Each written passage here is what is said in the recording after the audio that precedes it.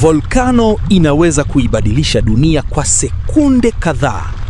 Imeandaliwa na Rabi Jeremy.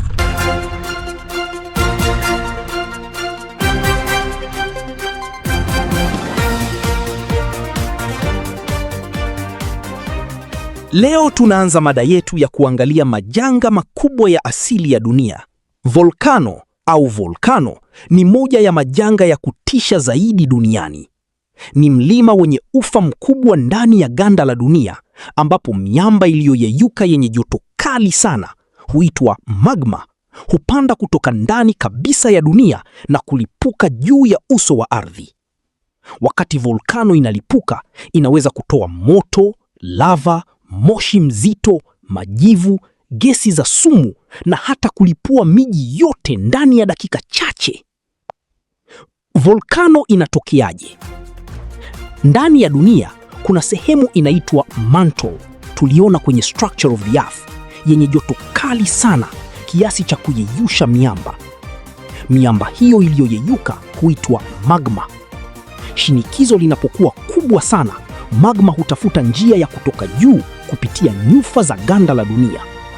Ikitoboa uso wa dunia, ndipo volkano huzaliwa. Kimsingi, volkano ni kama pressure cooker ya dunia.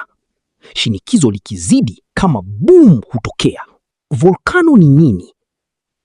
Lava ni magma inayotoka nje ya volkano.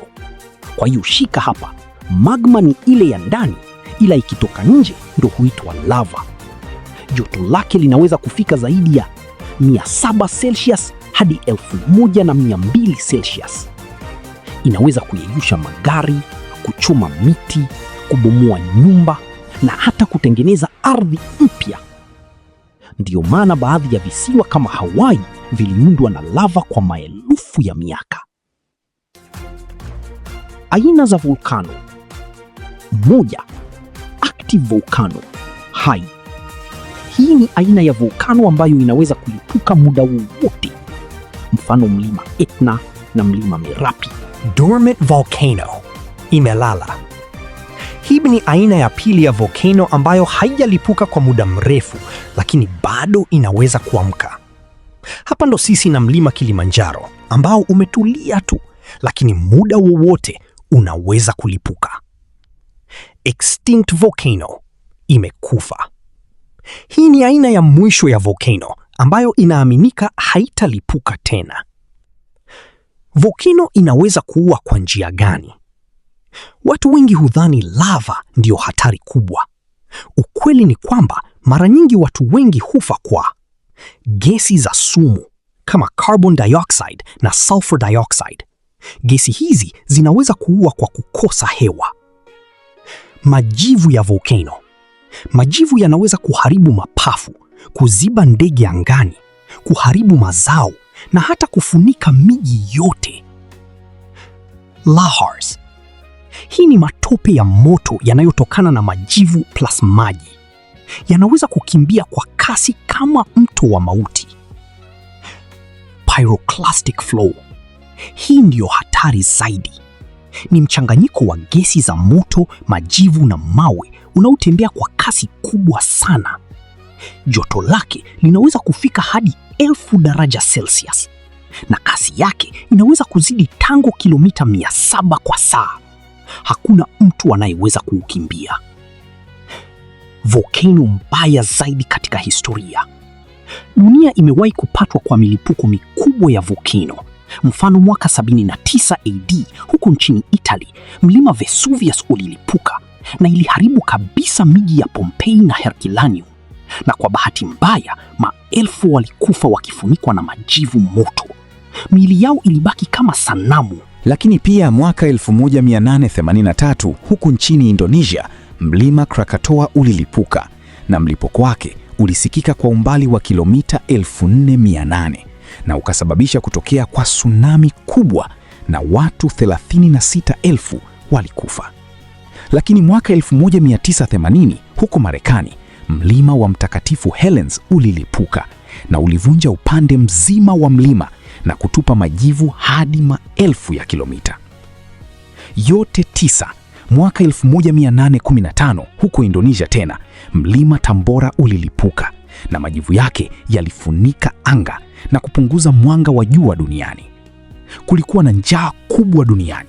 Watu hawakukiona majira ya sama mpaka mwaka unaisha. Hai volcano ipo wapi zaidi? Inasemekana duniani kuna ulingo wa moto, Ring of Fire. Huu ndo ukanda wa moto wa dunia. Sehemu kubwa ya volcano duniani ipo kwenye ukanda unaoitwa Pacific Ring of Fire. Ndo maana unazikumba sana nchi za Japan, Indonesia, Philippines, Chile na Marekani upande wa Pacific. Zaidi ya 75% ya volcano hai duniani zipo huko. Je, sisi wa Tanzania pia tupo? Ndiyo, sisi wa Tanzania tuna volcano kadhaa ikiwemo Oldoinyo Lengai.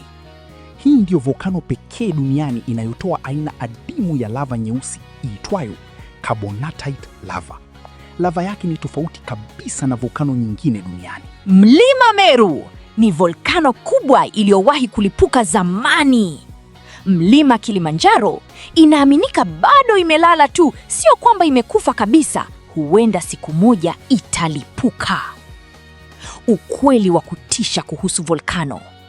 Volkano zinaweza kutengeneza visiwa vipya. Volkano zinaweza kubadilisha hali ya hewa duniani. Na unaambiwa baadhi ya volkano zinalipuka chini ya bahari. Kuna super volcanoes zinazoweza kuharibu sehemu kubwa ya dunia. Mfano, Yellowstone caldera. Wanasayansi wanaamini ikilipuka vibaya inaweza kusababisha baridi kali duniani, njaa kubwa na anga kufunikwa majivu kwa miaka. Kwa nini watu bado wanaishi karibu na volkano?